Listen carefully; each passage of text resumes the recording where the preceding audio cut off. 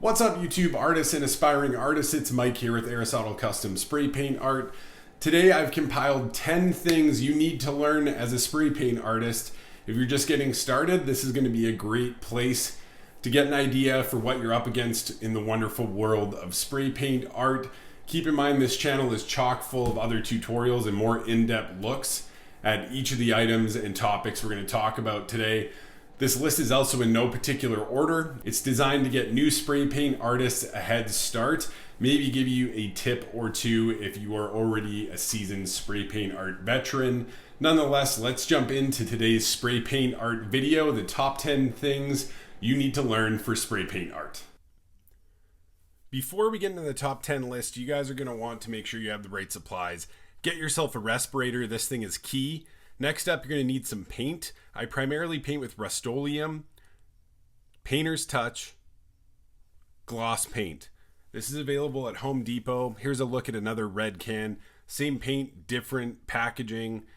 From there, I have Rust-Oleum gloss clear coat. This is going to be used for when you need to get your paint moving, and you're going to want to make sure both your paints are gloss.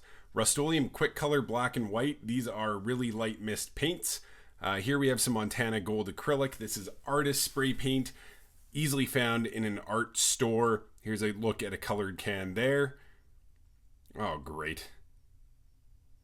Here we have some poster board, shiny on one side, matte on the other. There's the brand name. Number 10 on the list, creating amazing textures with spray paint. It's half the fun. There's a ton of ways to do it. I'm going to show you a couple of quick examples here. One is going to be a black and white texture. The other is going to use some color. So for the first, I'm going to come in with some white Rust-Oleum spray paint, little bit of black over top, just keeping my spray nice and light. I'm going to use a plastic bag to texturize this, and it has a very cool effect. You can also use newspaper or a magazine sheet if that's preferable to you. For our next texture, I'm going to use some bright greens, so coming in with some bright, vibrant yellow, laying some bright green on top, and I'll finish off with just a little bit of white.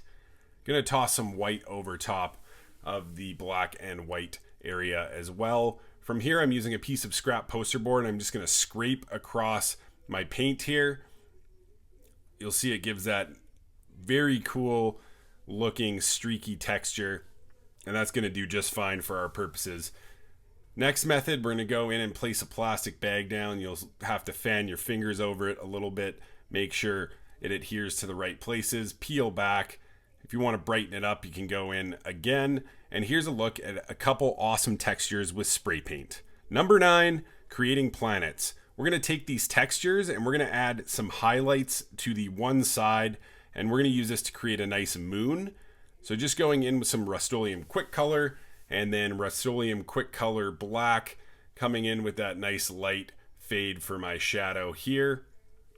When you have colored planets like the green one in the corner, you're going to want to fade actual colors. So going straight to black can be a bit jarring. Come in with some medium green, some darker green, and at the very end, some black just to darken things up. That gives a more natural fade, and it's going to give you some popping, amazing looking planets. From here, you're going to place a round object down over top, making sure you get some of that vibrant color and some of the shadowy area. And on top of this, we're just going to go ahead and black out the entire page.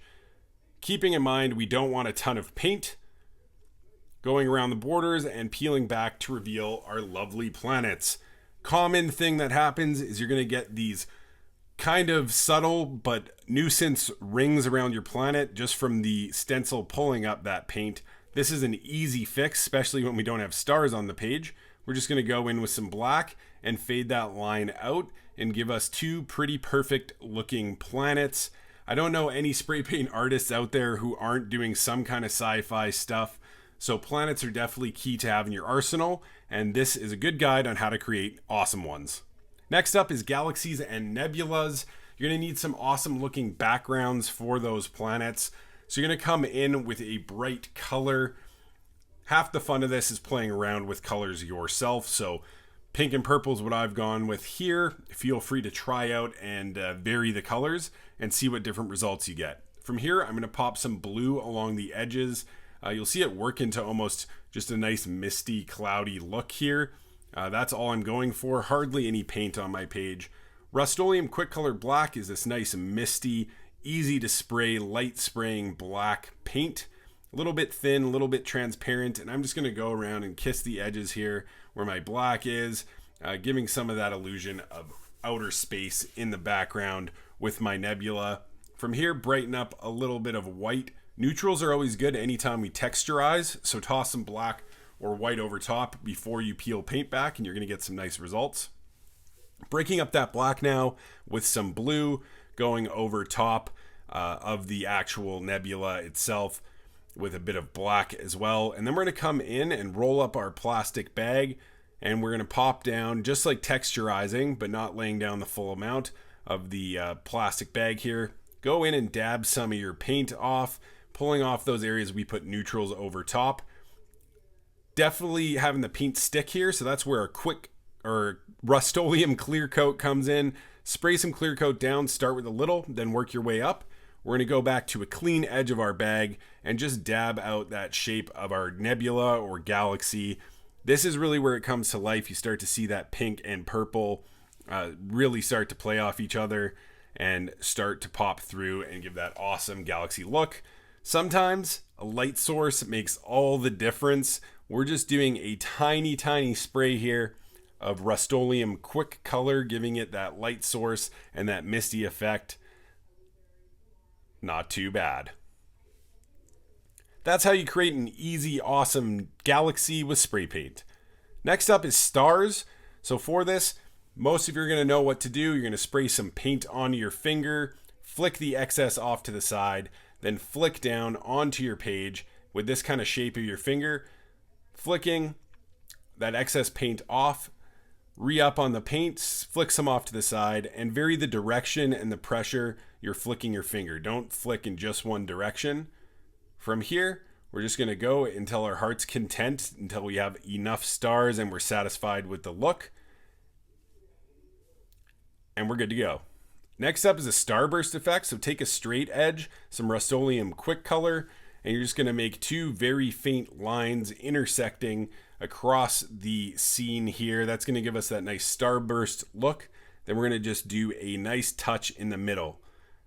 Another thing you can do is get a hole in an object and spray some paint through, in this case giving us a nice little varied blue star. We're going to revisit our planet here. I've blacked out our green planet, and we're just going to add some stars to our black and white painting. Make your skies pop and make some awesome spray paint stars. Next up is sunsets and skies. This is all about fading color.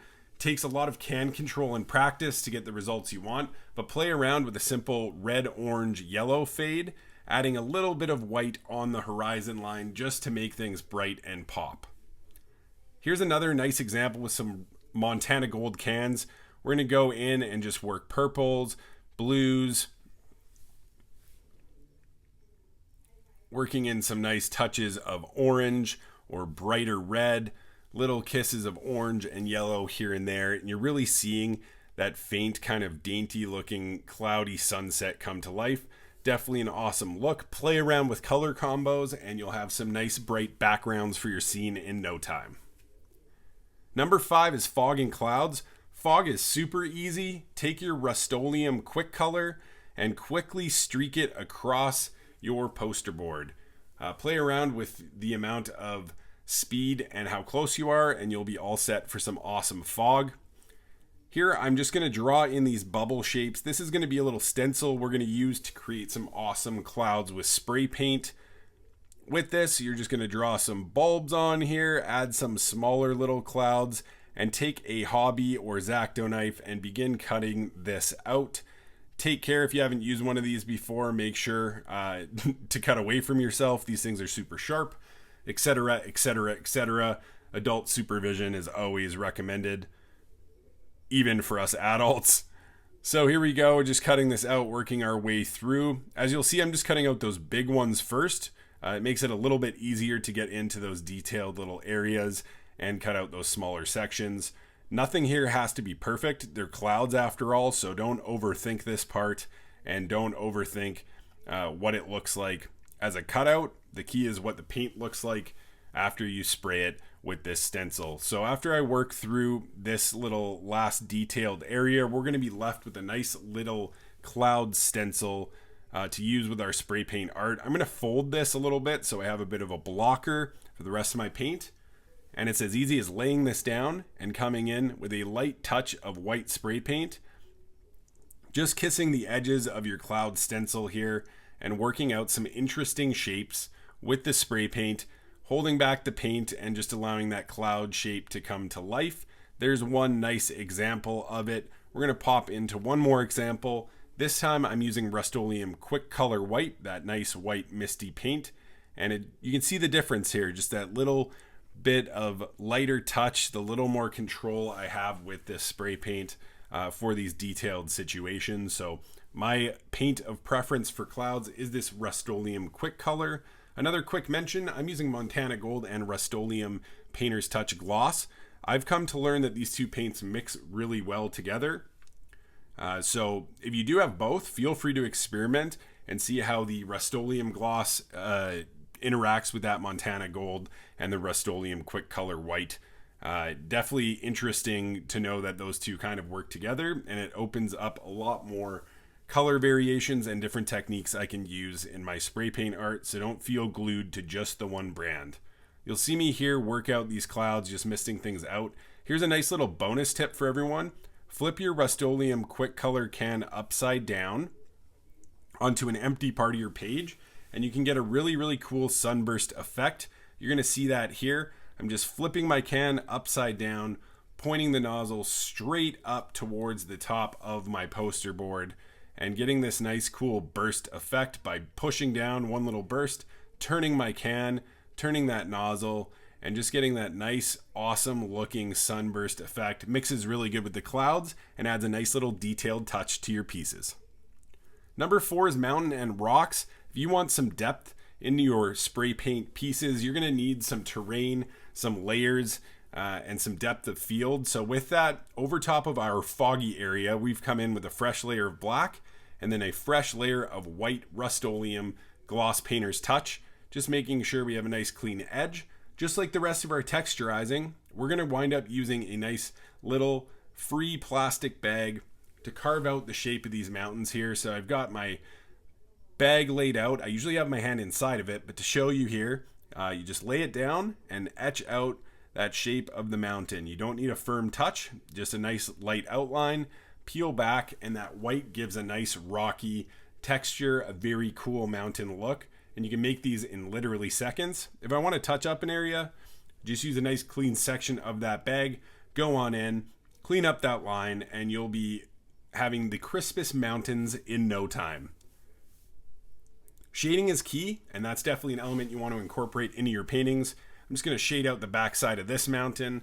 I'm going to come across here with some more quick color of Rust-Oleum here, just that foggy, misty look, and giving it a nice layer. This sets it up so we can actually paint another mountain in front of this one, furthering the different layers you see here in this painting. Bit of a different technique. You can just get a ripped piece of poster board as well to create an interesting rocky formation. Just by spraying down and blocking out that paint, you'll get a bit of a clean line and a nice little edge. And you can actually just leave it exactly like that. You don't have to peel it back with a plastic bag. So if you like the way that looks and it kind of brings that shadow closer to the foreground, feel free. If you do want to do that rocky texture, it's as easy as spraying some white down over top, coming on in with a fresh plastic bag or a clean section of your plastic bag, and just carving out the shape of another rocky mountain. Play around with the drying time you leave between putting the paint on and peeling the paint off, and you'll be surprised with your results. Another method for rocks and mountains is to simply take a foam brush, go on in, spray some paint off to the side, and start painting in the general outline. That's a nice little faint mountain, and you can actually just leave that, especially for a background detail. If you did want to go ahead and do just a nice silhouette, again, using a scrap piece of ripped poster board, you can get a nice little outline of some rocky mountainous terrain, or you could just spray in freehand if you're confident with your can control and just get a nice silhouetted look. From here, If you wanted to do this technique with color, you totally can. So this is the same as our black and white technique. We're laying down some orange, then some red, kind of sticking to lighter colors first. Going to come over top here with some black. Again, texturizing, neutrals are key. So either a black or a white. In this case, I'm using a bit of both. I'm using this white to fade out the line between the black and the clouds, bridge that gap, and give some kind of bright light highlight opportunities when I texturize. Come on in with our plastic bag, follow that outline, laying it down and peeling off our plastic bag. This is a really cool effect with oranges and reds. You get this nice kind of volcanic rock look. Next up is water and waterfalls. What is a spray paint art scene without some water? Easy to do. Lay down a straight edge, spray down some white, and simply jiggle back and forth your straight edge to create these cool ripple effects in the water. You can come in with a smaller straight edge like I'm doing here and just fine tune things a little bit. Another thing, you can use a scrap piece of poster board or this silicone looking palette knife or a regular palette knife. Spray some paint onto those and just tap little water lines in, little highlights, little sections of detail and different touches. Again, same thing with this little tool here. This thing's a nice little addition to your tool kit. It allows you to just spray some paint or scrape some paint onto it and play around with the different looks here. Another example on top of our volcanic rock, we're going to kind of copy the color of the sunset, doing some oranges, doing some reds, assuming that color would be reflecting into our water. Then we're going to come in with some black just in that small area to reflect the rocks, and come in with some white spray paint over top and simply come across and streak with our hand, getting that nice kind of flowing water look. Play around with the amount of water you use. You'll see me etch this piece of poster board here. This is how you make a waterfall. We're going to spray a tiny bit of white onto our piece of poster board. We're going to tap it down just so a nice little roll of paint comes on. Then we're going to drag over and down. It's as simple as that. Try to stick to one fluid motion. I'm going to go in and just clean up that water line of the waterfall. And we want to get this visual to have some movement. So we're going to spray some mist down below, making it look like that water is getting agitated just a tiny bit over top. And we have this stunning waterfall kind of coming out of our sunset background on our stunning rocks. Not a bad start to your spray paint art skill kit. Let's jump right into number 2. This is etching and highlighting, and this is really when some of these rock formations can come to life. Keeping in mind the light source we use for our planet, we're going to take some palette knives. I have quite a few styles. The most common one and the most used we're going to stick with today. Clear coat's your friend here. If your paint's dried, you're going to want to make sure it's a bit malleable. Start with a nice light mist of clear coat, and you're going to come in with your palette knife, factoring in that light source. So this edge is going to be the edge that gets most of the highlights. Play around. Don't be shy to, scratch the wrong area, but try to keep your light source in mind. We're just going to vary and push down with the side of this palette knife and push down and scrape in little details, letting that palette knife drag, letting it have wide lines and skinny lines and fine points of detail, and just sticking with that rocky look. I'm just etching in some little details. We're going to move on to the other side here. We're going to use some Rust-Oleum clear coat for that, making sure our paint can move around. And we're just going to come and etch in little details, little highlight lines and variations in this rocky texture. Most people just scrape across the outer edge of this rocky formation, and you really want to make sure you're breaking up that space a little bit. You're not just going along the outer most edge with one straight firm line. You want to really work in some interesting looking maybe cliffs like that, some little textures, and let some of that paint underneath pop through. The green you're seeing is from that planet we started with during our texturizing item on today's list. Play around with the etching. It can definitely be a huge advantage to get some nice flowing and detailed looks into your spray paint art pieces. We're going to do the same thing here with our more volcanic looking rock, creating that etching and that detail. From there, we're actually even going to move in and create a little tree with our palette knife. So to do that is quite simple and really effective little technique, but you're going to see what this adds to that kind of look We have a nice bright scene. It makes sense that there'd be a light source for those rocks and get to vibrant look to that whole scene here. Here we're coming in with a little bit of black, just a background for some neutral colors. Gonna scrape in using the same type of etching technique, playing around with the pressure, flicking off at the very end to get those fine lines at the top. And I'm just gonna scrape in a nice little spray paint art tree, getting some foliage into our landscape here. That's a number one item on today's list. Again, no particular order, but if you're gonna have some awesome landscapes, you're gonna have some alien sci-fi scenes, you're probably gonna want some crazy trees. So there's a few different ways. This one is just using a regular brush. I'm coming in, spraying paint off to the side and working in the shape of a spray paint art tree. From here, I'm taking some Artist Sea Sponge. You could use an inside out sock if you like. I'm just spraying some paint off to the side, dabbing my sponge in it, and working in these interesting textures using the sponge to give that illusion of leaves and foliage. From here, I'm just going to scrape using a different style of palette knife. A few little highlights into the tree trunk, into the wood, just giving it that look that it's not just a silhouette, but a nice vibrant 3D image. From here, we're going to add some highlights to our foliage of the tree, tapping in some orange, coming in with some yellow, and throwing a few more highlights on to that outer edge here. Then you can kind of see this one come to life. It's definitely perfectly fine to make it a black silhouette with black foliage on top, but if you want to add some color and depth, feel free to play around with the layers and colors. You can even do things like palm trees. My palm trees are not on point, so I'm not an authority on this style, but just coming in with a foam brush or a regular brush and painting in a couple of palm tree trunks on top of some silhouetted landscape in the foreground, giving you this pretty cool effect. Really awesome for ocean scenes or tropical landscapes, things of that nature. Gonna work on a second and more deformed palm tree on the other side.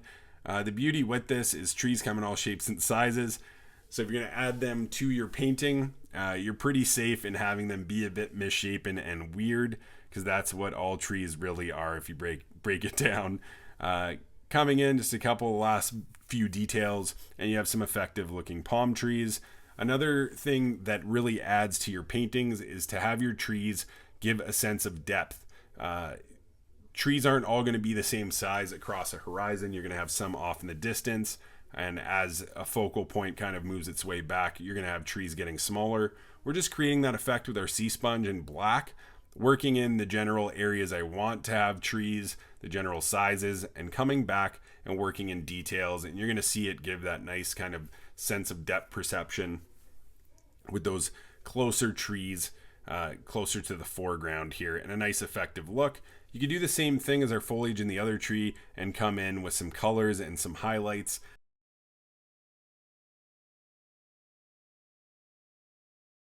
And there you have it, folks. Some very effective spray paint art trees. If there's a tree out there in the world that you've seen, you can paint it with spray paint. So experiment with the sponge, experiment with that inside out sock, experiment with some different paint brushes, some foam brushes, and work out some happy little trees for yourself. Thanks so much for tuning in. If you guys enjoyed today's video, make sure to drop a like down below and hit that subscribe button. If you're interested in owning a piece of original spray paint art, check out my Etsy shop below. If you're a longtime subscriber of this channel, it's helped you better your spray paint art, maybe even make some money, consider heading on over to Patreon and showing some support for the channel. We have some awesome benefits for those who do support the channel, including a channel shout out. Thanks so much for tuning in.